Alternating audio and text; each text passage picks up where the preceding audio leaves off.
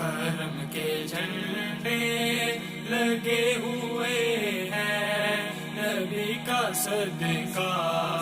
علی کا صدقہ۔ نحمده ونصلي ونسلم على رسوله الكريم، اما بعد فاعوذ بالله من الشيطان الرجيم، بسم الله الرحمن الرحيم۔ وعن ابي هريرة قال قال رسول الله صلى الله عليه وآله وسلم، رسول الله صلى الله عليه وآله وسلم، ما من بني آدم مولود الا يمسه الشيطان حين يولد فيستهل صارخا مس الشيطان غير مريم وابنها۔ صدق الله مولانا العظيم۔ ان الله وملائكته يصلون على النبي یا ایھا الذین آمنوا صلوا علیہ وسلموا تسلیما۔ تمام آباء باؤ بلند ذوق شوق کے ساتھ درود پاک کا نذرانہ پیش فرمائیں۔ اللہم صلی علی سیدنا مولانا محمد وعلی آل سیدنا مولانا محمد مبارک وسلم وصلی علیہ۔ الصلاۃ والسلام علیک یا سیدی یا رسول اللہ وعلی آلک واصحابک یا سیدی یا حبیب اللہ۔ الصلاۃ والسلام علیک یا سیدی یا نور اللہ وعلی آلک واصحابک یا سیدی یا محمد رسول اللہ صلی اللہ علیہ وسلم۔ یا صاحب الجمال و یا سید البشر، من وجهک المنیر لقد نور القمر، لا يمکن الشیطان کما حقہ، لا يمکن الثناء کما حقہ، بعد الہدی بذل الدوئی قصہ مختصر۔ الہی بحق بنی فاطمہ کے برقول ایمان کنی خاتمہ، گرداوتم رد کنی ورقبول، منو دست و دامان آل رسول۔ اللہ تعالیٰ کی حمد و ثنا حضور نبی کریم رؤوف رحیم صلی اللہ علیہ وآلہ وسلم کی ذات اقدس پر درود و سلام کا نذرانہ عرض کر لینے کے بعد، معزز سامعین کرام، آپ کے سامنے ایک حدیث پاک پڑھی جس کے اندر حضور نبی کریم صلی اللہ علیہ وسلم نے ارشاد فرمایا، یہ ہمارا باب الوسوسہ سابقہ جو درس گزرا تھا، باب الوسوسہ، اور آج بھی باب الوسوسہ ہے۔ حضرت ابو ہریرہ رضی اللہ تعالیٰ عنہ سے مروی ہے کہ نبی کریم صلی اللہ علیہ وآلہ وسلم نے فرمایا، کوئی آدمی ذات ایسا نہیں ہے جسے پیدائش کے وقت شیطان نہ چھوتا ہو، یعنی ہاتھ نہ لگاتا ہو، کوئی آدمی ذات ایسا نہیں ہے۔ پھر فرمایا کہ وہ جو بچہ جب پیدا ہوتا ہے تو پیدا ہوتے ساتھ ہی جب وہ چیختا ہے، نبی کریم صلی اللہ علیہ وسلم نے ارشاد فرمایا وہ اس وجہ سے چیختا ہے کہ شیطان اسے چھوتا ہے، شیطان کے چھونے سے وہ چیختا ہے۔ اور پھر فرمایا کہ سوائے مریم اور ان کے فرزند کے، یعنی حضرت مریم کو اس نے نہیں چھوا اور ان کے بیٹے حضرت عیسیٰ علیہ السلام کو نہیں چھوا۔ اب نبی کریم صلی اللہ علیہ وسلم نے یہ جو فرمایا کہ پیدائش کے وقت کوئی بچہ ایسا نہیں ہے جس کو شیطان نہ چھوتا ہو، اور شیطان کے چھونے سے ہی بچہ چیختا ہے۔ اور پھر فرمایا کہ سوائے مریم اور اس کے بیٹے سے۔ اور پھر اسی تفسیر کے اندر یہ بھی فرمایا کہ حضور نبی کریم صلی اللہ علیہ وسلم نے فرمایا کہ اس شیطان سے اللہ نے مجھے بھی محفوظ رکھا، مجھے بھی محفوظ رکھا۔ اور پھر یہ بھی فرمایا کہ اس شیطان نے حضرت اماں حوا اور حضرت آدم علیہ السلام کو بھی نہیں چھوا، ان کو بھی اس نے نہیں چھوا۔ اور حضور نبی کریم صلی اللہ علیہ وسلم نے ایک اور یہی آگے روایت ہے کہ حین یولد فیستحل صارخا مس الشیطان غیر مریم و ابنها، وعنہ قال قال رسول اللہ صلی اللہ علیہ وسلم صیاح المولود حین یقع نزغۃ من الشیطان۔ فرمایا کہ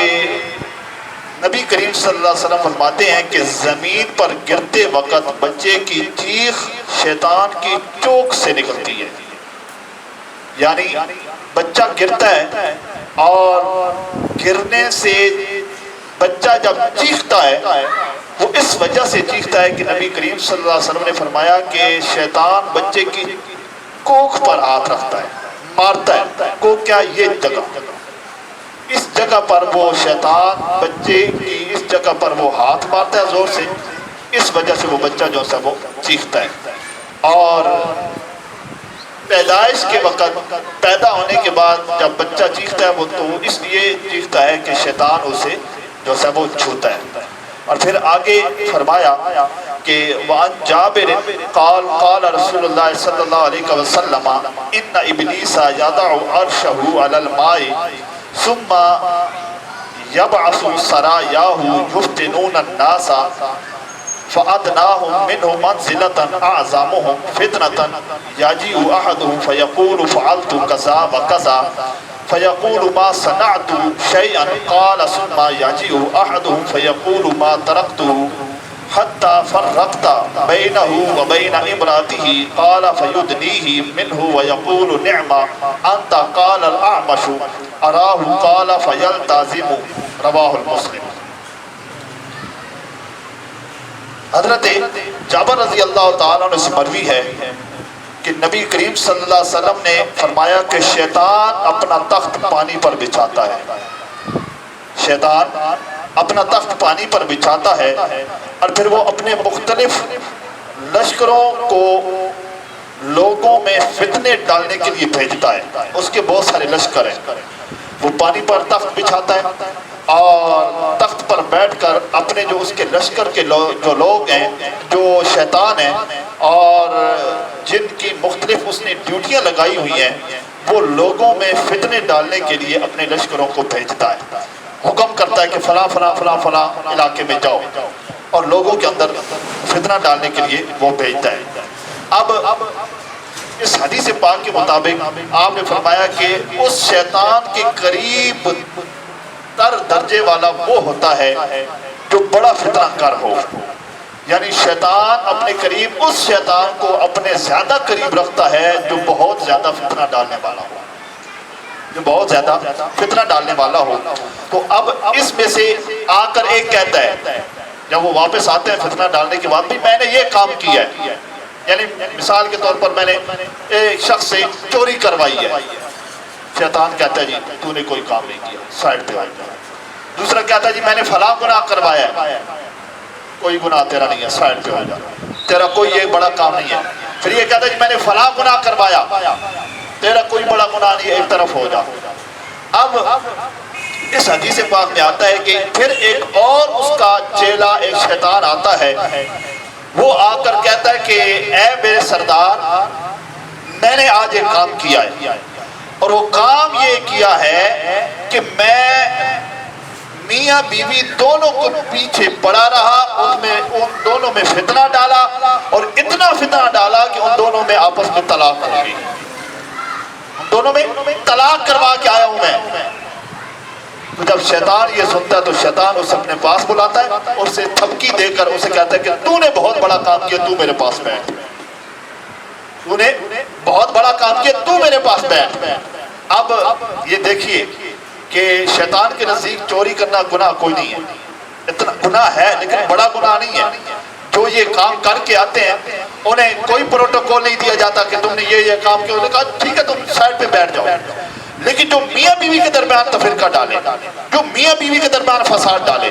جو میاں بیوی کے درمیان اتنا فساد ڈالے کہ طلاق کی نوبت آ جائے اور ان دونوں میں طلاق ہو جائے، تو نبی کریم صلی اللہ علیہ وسلم نے فرمایا کہ شیطان اسے شاباش دیتا ہے اور پھر اسے اپنے ساتھ تخت پر بٹھاتا ہے، شیطان اسے اپنے ساتھ تخت پر بٹھاتا ہے۔ اب یہاں پر اس کی تفسیر میں یہ آیا ہے کہ اس لفظ کے لیے سرایا، اور یہ سریہ کی جمع ہے، اور اس کے مراد یہ ہے کہ یہ شیطان کی چھوٹی چھوٹی فوجیں، سریہ سے نکلا ہے، اور یہ شیطان کی چھوٹی چھوٹی فوجیں ہیں، اور ان فوجوں کی یہ جو چھوٹی چھوٹی فوج ہے ان کو سرایا کہتے ہیں، اور اس کا مطلب یہ ہے کہ ان کی تعداد 2 سے 300 سے لے کر 5000 تک شمار، اتنی تعداد ان کی ہوتی ہے۔ اور پھر فرمایا کہ اس کے الگ الگ جو سے وہ فوجیں ہیں، اور اس نے الگ الگ ڈیوٹیاں لگائی ہوئی ہیں شیطان نے، اور پھر فرمایا کہ چنانچہ وضو میں بہکانے والی جماعت کا نام ولیحان ہے۔ جو وضو کے درمیان ہمارے ذہنوں میں وسوسے آتے ہیں، یہ کہتے ہیں جی چلو یار وضو نہیں کرتے، نماز نہیں پڑھتے، نماز پڑھنے کے لیے وضو کرنا پڑے گا، ٹھنڈا پانی ہے،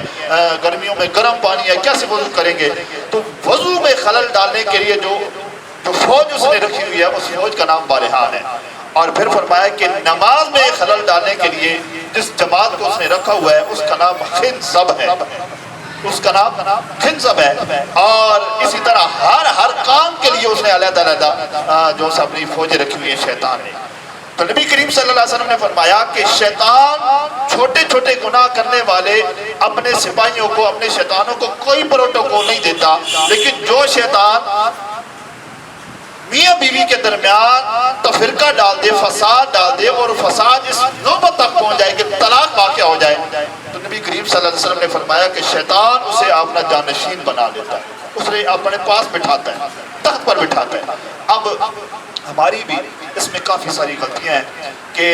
اگر کوئی میاں بیوی کے درمیان کوئی ایسی بات بن جاتی ہے تو پہلے ہم خوب تسلی کر لیں، ہم بس لوگوں کی باتیں سنا کر، عورتوں کی باتیں میں آ کر سنا کر اپنا جو سب وہ گھر اجاڑ دیتے ہیں، بیوی کو فارغ کر دیتے ہیں، لیکن اس طرح نہیں کرنا چاہیے۔ خوب تسلی کریں اور اس طرح نہ ہو کہ بنا بنایا کار، بسا بسایا کار جو سب وہ اجڑ جائے، اور اس میں سب سے زیادہ جو جس کو نقصان پہنچتا ہے وہ ان کی اپنی اولاد کو پہنچتا ہے، اولاد کو نقصان پہنچتا ہے۔ تو اس لیے یہ شیطان تو چاہتا ہے کہ تفرقہ ڈالے، شیطان تو چاہتا ہے یہ دونوں علیحدہ ہو، لیکن نبی کریم صلی اللہ علیہ وسلم نے فرمایا کہ شیطان کی اس چال میں نہ آنا، شیطان کی اس چال میں نہ آنا۔ چھوٹی چھوٹی باتیں گھروں میں ہوتی رہتی ہیں، بندہ اس سے جو سب وہ گریز کرے، کپڑے استری نہیں ہوئے جی، اس بات میں ہم غصہ کر دیتے ہیں، کیوں نہیں ہوئے، دیر کیوں ہوئی، یہ چھوٹی چھوٹی باتیں جب ایسی باتیں جب بندہ ذہن میں لاتا ہے نا تو شیطان اسے اور جو ہے نا وہ تسلی دیتا ہے اور کہتا ہے بھئی باقی تو بات ٹھیک کر رہا ہے، اسے غصہ کر، بیوی کو غصہ کر۔ جب غصے میں انسان آتا ہے تو پھر وہ جو کچھ منہ سے بولتا ہے پھر آگے پتہ ہے ہم کیا بولتے ہیں، اصل میں اس کے پیچھے پوری سپورٹ شیطان کی ہوتی ہے۔ شیطان چاہتا ہے کہ ان دنوں میں جو ہے وہ فساد ڈالے، لیکن اس کائنات کے اندر، اس دنیا کے اندر کوئی ایسے بھی ہیں کہ جنہوں نے حضور نبی کریم صلی اللہ علیہ وسلم کی سنت پر ایسا عمل کیا کہ آج تک ان جیسی کوئی مثال پیش نہیں کر سکتا۔ ایک صحابی کے بارے میں آتا ہے کہ ایک صحابی رسول تھے، انہوں نے رات کے وقت اپنی بیوی سے کہا کہ مجھے پانی دو، پیاس لگی ہے۔ اب جب انہوں نے پانی کا کہا تو رات کا وقت تھا، ان کی آنکھ لگ گئی، بیوی پانی کا برتن لے کر، پیالہ لے کر آ کر پاس کھڑی ہوئی، دیکھا بھی میرے شوہر تو سو گئے۔ اب ساری رات بیوی وہ پانی کا پیالہ لے کر کھڑی رہی اور اٹھایا اس لیے نہیں کہ ان کی نیند میں خلل آئے گا، اٹھایا اس لیے نہیں کہ ان کی میرے شوہر کی نیند میں خلل آئے گا، نہیں اٹھایا، ساری رات پانی کا پیالہ لے کر کھڑی رہی، وہ بھی صحابیہ تھی۔ اب جب صبح ان کی آنکھ کھلی، انہوں نے کہا بھئی وہ حیران ہوئے، بھئی تم کس وقت کی کھڑی ہو؟ انہوں نے کہا میں نے تو رات کی وقت کی، جب آپ نے پانی مانگا تھا اس وقت سے لے کر اب تک کھڑی ہو، اور اٹھایا اس لیے نہیں ہے کہ آپ کے آرام میں خلل نہ ہو۔ اب جب انہوں نے صحابی رسول نے یہ منظر دیکھا بڑے خوش ہوئے، بھی بڑی فرما بردار بیوی ہے، بڑی فرما بردار بیوی ہے۔ اب انہوں نے کہا کہ اے میری بیوی مانگ کیا مانگتی ہے، جو تو مانگے گی میں تجھے دوں گا۔ خوش تھے نا؟ انہوں نے کہا کہ آگے سے ان کی بیوی نے کہا، جو صحابی تھے، انہوں نے کہا کہ جو میں نے مانگنا ہے وہ آپ نے مجھے دینا نہیں ہے، جو میں نے مانگنا ہے آپ نے مجھے دینا نہیں ہے، تو لہذا آپ رہنے دیں اس بات کو۔ انہوں نے کہا نہیں، میں خوش ہوں تجھ سے، جو تو کہے گی میں تجھے دوں گا، جو تو مانگے گی میں تجھے دوں گا۔ اب پھر انہوں نے کہا بھئی میں نے جو مانگنا ہے وہ آپ نہیں دیں گے۔ انہوں نے کہا جی میں پکا وعدہ کرتا ہوں، آپ جو مانگے گی میں دوں گا۔ جب اس صحابیہ نے یہ بات سنی، وہ کہتی ہیں کہ ٹھیک ہے، اگر آپ دینے پہ آئی ہیں تو پھر میں آپ سے طلاق مانگتی ہوں، مجھے طلاق دے دیں، پھر میں آپ سے طلاق مانگتی ہوں، مجھے طلاق دیں۔ اب وہ صحابی رسول بڑے حیران ہوئے، اتنی فرما بردار بیوی اور اتنی خدمت کرنے والی شوہر کی بیوی، اور وہ کہتی ہے جی میں نے جو اسے طلاق لینی ہے آپ سے. اب آگے سے وہ صحابی رسول خاموش. آگے سے وہ صحابی کہتی میں نے کہا تھا نا جو میں نے مانگنا ہے آپ نے مجھے دینا نہیں ہے, لہذا آپ نے کہا ہے تو آپ اپنی بات پوری کریں, مجھے طلاق چاہیے, مجھے طلاق دیں آپ. بڑے حیران ہوئے, انہوں نے کہا جی اب تو میں نہیں کر سکتا, لیکن دن کے وقت ہم حضور صلی اللہ علیہ وسلم کی بارگاہ میں جائیں گے اور ان کے سامنے یہ سارا معاملہ رکھیں گے, جو آپ حکم فرمائیں گے اس کے مطابق ہم کریں گے. اب دن کے وقت وہ دونوں صحابی اور صحابیہ دونوں حضور صلی اللہ علیہ وسلم کی بارگاہ کے لیے چل پڑے. جیسے گھر سے نکلے, راستے میں اس صحابی کو جو سے وہ اس صحابی کا پاؤں کسی چیز سے اٹکا, کسی پتھر کے ساتھ, تو وہ گر پڑے. گرے, ان کو چوٹ آئی.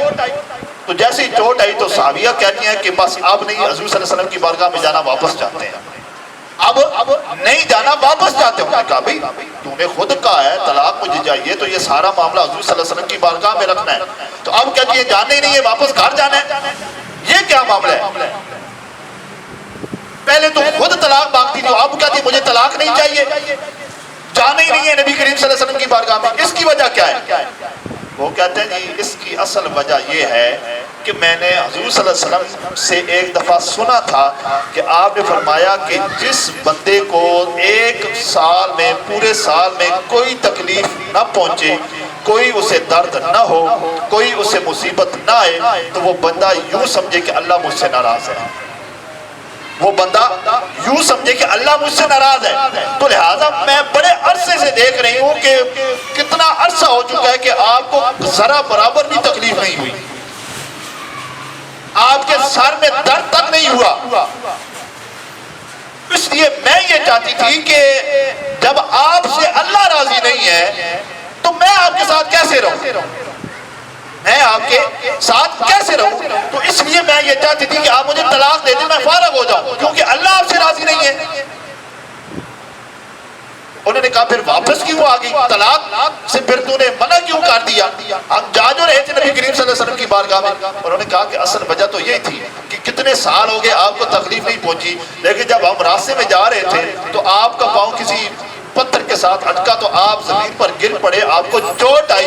تو پھر میں سمجھ گئی کہ اب ان کو چوٹ آ گئی ہے, اب ان کو مصیبت پہنچی ہے, پریشانی ہوئی ہے, تو لہذا اب اللہ تعالیٰ ان سے راضی ہے, تو اب میں نے آپ سے طلاق نہیں مانگنی, اب میں نے آپ سے طلاق نہیں مانگنی ہے. کیوں کہ اب اللہ تعالیٰ آپ سے راضی ہو چکا ہے. یہ وہ لوگ تھے کہ جنہوں نے حضور نبی کریم صلی اللہ علیہ وسلم کے پاس بیٹھ کر ان سے فیض حاصل کیا اور شریعت مطہرہ کے مطابق انہوں نے زندگی گزاری. لہٰذا ہمیں چاہیے کہ جو بات ہو گئی ہے اسے رفع دفع کریں, اسے رفع دفع کریں, اسے جو سب بس سائڈ پہ کر دیں, اگنور کر دیں. لیکن اگر ہم ایک چھوٹی چھوٹی بات کو لے کر بیٹھ گئے تو شیطان تو پیچھے سے بالکل اس نے پوری فل طاقت لگائی ہوتی ہے کہ ان کا آپس میں جھگڑا ہو, فساد ہو, طلاق ہو.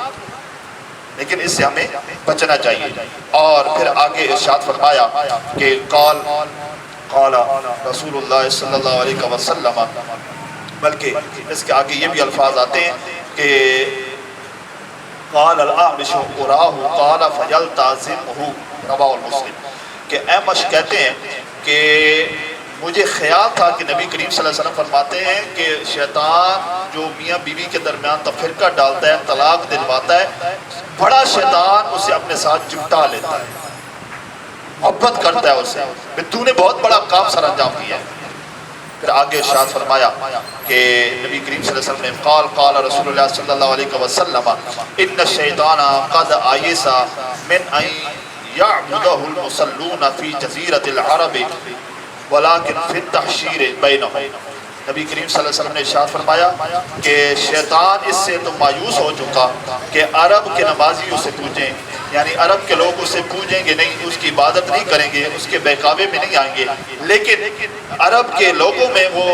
ہمیشہ آپس میں بھڑکانے میں وہ مشغول رہتا ہے. شیطان لوگوں میں بھڑکانے کے لیے وہ ہمیشہ مشغول ہے. دیکھتے ہیں نا, اگر ہم سے کوئی معاملہ کوئی اوپر نیچے ہو جائے تو اگر کوئی ہمیں ایک گالی نکالتا ہے تو ہم اسے دو نکالتے ہیں, کوئی ایک تھپڑ مارتا تو ہم دو مارتے ہیں. لیکن یہ نہیں دیکھتے کہ یہ تو ہمارے درمیان شیطان ہے, جو شیطان جھگڑا کروانا چاہتا ہے، فساد ڈالنا چاہتا ہے، لیکن ہم یہ چاہتے ہیں جی کوئی ہم سے اوپر کیسے ہو جی، کوئی ہمیں کون چھیڑے جی، کسی کی کیا مجال، لیکن پیچھے پوری سپورٹ شیطان کی ہوتی ہے۔ شیطان آپس میں بھڑکانے میں مشغول رہتا ہے لوگوں کو۔ اور پھر آگے ارشاد فرمایا کہ وان ابن عباس ان نبی صلی اللہ علیہ وآلہ وسلم جاء رجل فقال انی احدث نفسی بالشیء لان اکون حمتا احب الی من ان اتکلم به قال الحمدللہ الذی رد امره الى الوسوسة رواه ابو داود۔ حضرت ابن عباس رضی اللہ تعالیٰ عنہ کی خدمت آپ سے مروی ہے کہ نبی کریم صلی اللہ علیہ وسلم کی خدمت میں ایک شخص آیا اور بولا کہ میں اپنے دل میں ایسے خیالات محسوس کرتا ہوں کہ اگر وہ مجھے بولنے پڑ جائے نا تو میں یہ چاہتا ہوں کہ میں جل کر کوئلہ بن جاؤں، میں وہ بیان نہ کروں۔ ایسے برے خیالات آتے ہیں، مجھے کوئلہ بننا آسان ہے اس بیان کرنے سے، مجھے ایسے وسوسے آتے ہیں شیطان کی طرف سے۔ تو نبی کریم صلی اللہ علیہ وسلم نے فرمایا کہ جب اس نے یہ کہا تو فرمایا کہ خدا کا شکر کر، خدا کا شکر کر کہ جس نے ان خیالات کو وسوسوں میں تبدیل کر دیا، کیونکہ وسوسہ جو دل میں آتا ہے اس کے بارے میں نہیں پوچھا جائے گا، بس ٹھیک ہے وہ آیا خیال، وسوسہ آیا، ختم ہو گیا۔ تو نبی کریم صلی اللہ علیہ وسلم نے فرمایا اس شخص کو، حضرت ابن عباس کہتے ہیں کہ جب اس نے کہا کہ میرے ذہن میں، میرے دل میں ایسے وسوسے آتے ہیں کہ اگر میں بیان کرنا چاہوں تو میں بیان نہیں کر سکتا، اس سے بہتر یہ کہ میں جل کر کوئلہ بن جاؤں۔ کوئلہ بننا میرے لیے آسان ہے، وہ بیان کرنا میرے لیے مشکل ہے۔ تو آپ نے فرمایا کہ پھر خدا کا شکر کر کے جس نے ان خیالات کو وسوسوں میں تبدیل کر دیا، خدا کا شکر کر کے جس رب نے ان خیالات کو وسوسوں میں تبدیل کر دیا۔ پھر آگے ارشاد فرمایا وان ابن مسعود قال قال رسول اللہ صلی اللہ علیہ وسلم ان للشیطان لمۃ بابن آدم وللملک لمۃ فاما لمۃ الشیطان فاعاد بالشر والتکذیب بالحق واما لمۃ الملک فاعاد بالخیر وتصدیق بالحق فمن وجد ذلك فليعلم انه من الله فليحمد الله ومن وجد الاخرى فليتعوذ بالله من الشیطان الرجیم ثم قر الشیطان یعدکم الفقر ویأمرکم بالفحشاء۔ حضرت ابن مسعود رضی اللہ تعالیٰ فرماتے ہیں کہ نبی کریم صلی اللہ علیہ وسلم نے فرمایا کہ انسان میں شیطان کا اثر بھی ہے اور فرشتے کا اثر بھی ہے، انسان میں شیطان کا اثر بھی ہے اور فرشتے کا اثر بھی ہے۔ اور شیطان کا اثر تو مصیبت سے ڈرانا اور حق سے جھٹلانا ہے، لیکن فرشتے کا اثر خیر کا وعدہ کرنا اور حق کی تصدیق کرتا ہے۔ جس طرح میں نے پچھلے جمعرات آپ کے سامنے عرض کیا تھا نا کہ جب بندہ گناہ کرنے لگتا ہے نا تو یہ شیطان کی طرف سے وسوسہ ہوتا ہے، اور پھر ساتھ ہی ایک ضمیر میں ایک بات آتی ہے، ذہن میں بات آتی ہے کہ یہ تو کام غلط کر رہا ہے، اس سے بچ جا۔ وہ جو ہوتا ہے نا اثر وہ رب کی طرف سے ہوتا ہے، وہ جو بات آتی ہے وہ فرشتہ اس کے دل میں لاتا ہے، یہ وہی بات آ رہی ہے کہ فرشتہ اس کے دل میں لاتا ہے۔ شیطان تو کہتا ہے کہ یہ گناہ کر، لیکن فرشتہ کہتا ہے کہ نہیں، اس سے بچ جا،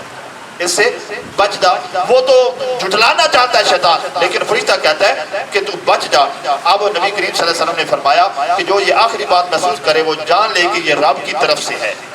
یعنی جو یہ بات کرے، جو محسوس کرے کہ مجھے اس سے منع کیا جا رہا ہے، تو نبی کریم صلی اللہ علیہ وسلم نے فرمایا کہ وہ خدا کا شکر کرے، اس پر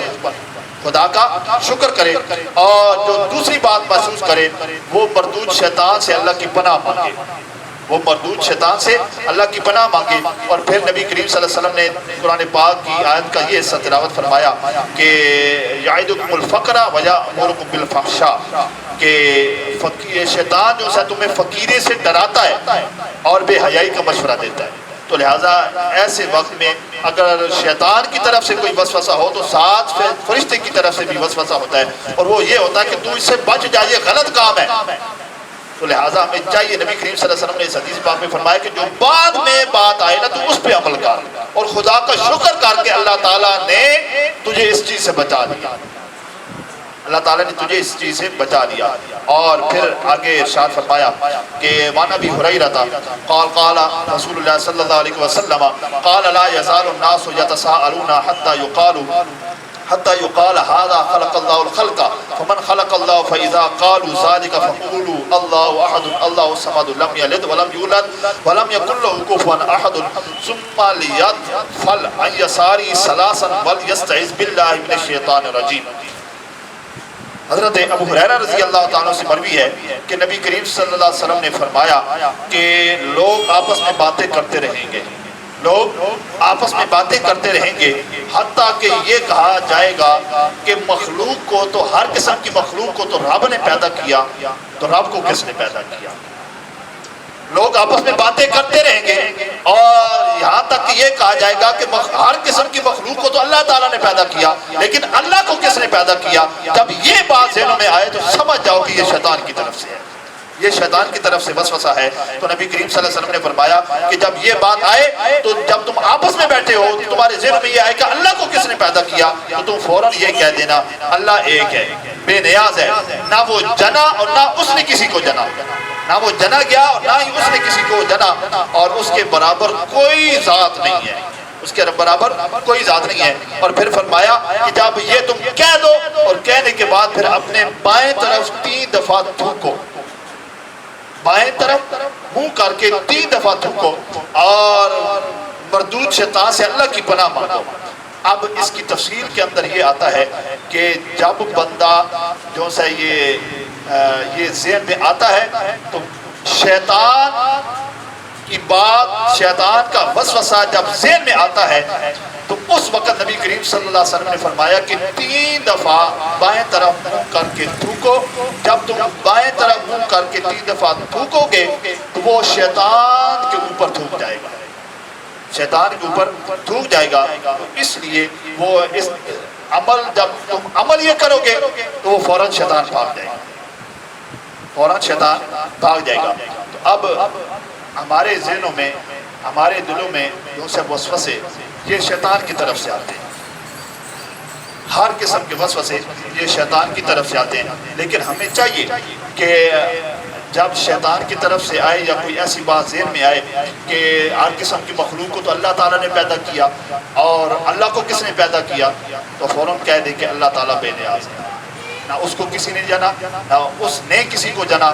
اور وہ ایک ہے اور اس کے ذات کوئی جو سا وہ شریک نہیں ہے۔ یہ بات کرنے کے بعد اپنے بائیں طرف منہ کر کے 3 دفعہ تھوک دیا جائے تو وہ تھوک جو سا وہ شیطان کے اوپر جائے گا، وہ تھوک جو سا وہ شیطان کے اوپر جائے گا۔ پھر آگے ارشاد فرمایا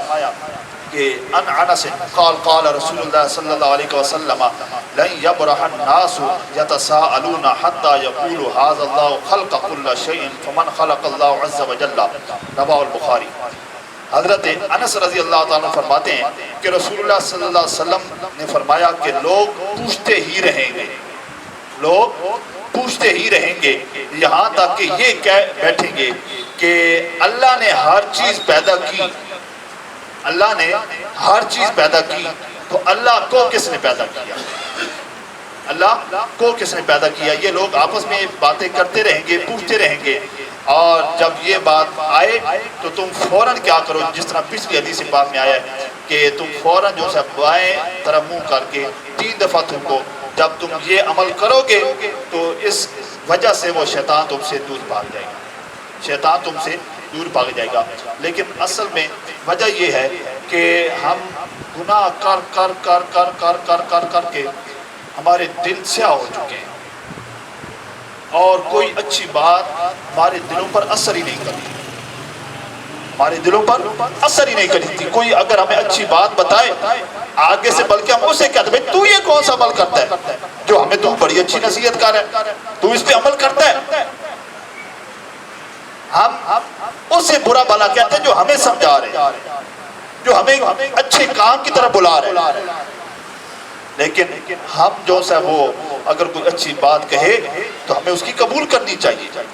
یہ اچھی بات ہے۔ لیکن شیطان کی ہر بات پر ہم لگ کر اتنے ہم نے گناہ کر دیے، اتنے گناہ کر دیے کہ گناہ کر کر کر کر کے ہمارے دل سے ہو چکے ہیں، سنگ آلود ہو چکے ہیں، ہمارے دل سنگ آلود ہو چکے ہیں۔ لیکن ہمیں جو سا یہ توفیق نہیں ہوتی کہ آذان ہو رہی ہے لیکن ہم ٹی وی کی آواز کم نہیں کر سکتے، ہم ٹی وی کی آواز کم نہیں کر سکتے، خاموش ہو کر نہیں سن سکتے، بھی کیسے کریں؟ اور وہ آپ جو دیکھ رہے ہیں اس میں خلل ڈلے گا، کیسے کریں؟ حتیٰ کہ یہاں تک ایک دفعہ خوشاب شہر کی بات ہے کہ وہاں پر ایک ہمارا وہ دوست جاتا تھا نماز پڑھنے کے لیے، جب اس نے اذان دی اسپیکر میں تو اسی محلے کا ایک شخص آیا، وہ آ کر کہتا جی یہ آپ نے اذان بہت اونچی دی ہے، تو اس سے ہمارے بچوں میں خلل آتا ہے، بچوں کی نیند میں خلل آتا ہے، تو لہٰذا اس لیے یہ ساری جو باتیں یہ سب شیطان کی طرف۔ کرم کے جھنڈے لگے ہوئے ہیں، نبی کا صدقہ، علی کا صدقہ۔